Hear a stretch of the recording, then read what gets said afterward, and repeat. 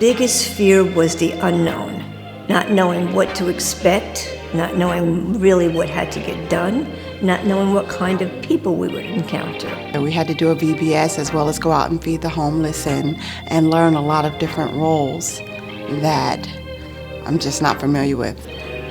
Even though it was a home missions, it was a mission to people that we didn't know what to expect or who would turn up. We knew we were going to 5 Points, which was, it's a rough area. But then once we landed, God did something to make us feel like everything's gonna be okay. Trust in me to see the kids, and then even with the homeless people, it was amazing. The most impactful part of the trip, I think, was the graciousness and the humbleness of the people that we served.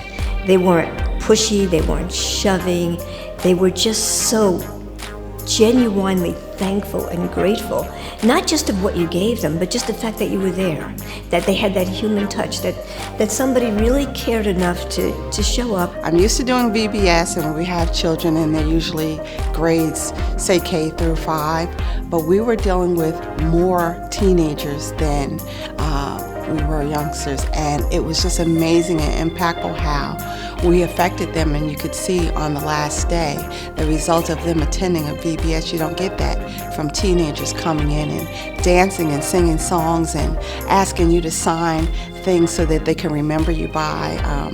So I could really see the effect that VBS had on older kids, which to me was amazing. They're just looking for love. That's it. They're in a rough area. So, these kids, they put a shell around themselves because they're trying to protect themselves. So they come off as, they're tough. They don't want nothing to do with you. But once you break through that barrier, they're the sweetest kids in the world. Every single one of them, from the 4-year-old that was there to the 13-year-old that was there. I think the thing that God did was more than teach me something new, was probably reconfirm that the church doesn't happen only on Sunday, that it's a 7-day-a-week deal. He just orchestrated every step of the way, and it reminded me more and more that he's all faithful, and I can do all things in him. We did things we didn't expect we would be able to do. And I think the spirit of him being within the whole group was one of the best parts of the trip.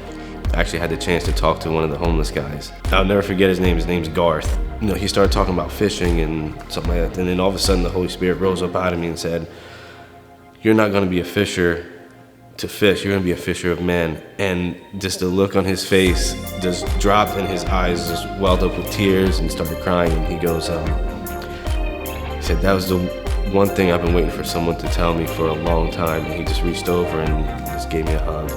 So just for between the kids and being going out, talking to people, it was just, God did a lot in this trip. So definitely showed me that, all we gotta do is show love.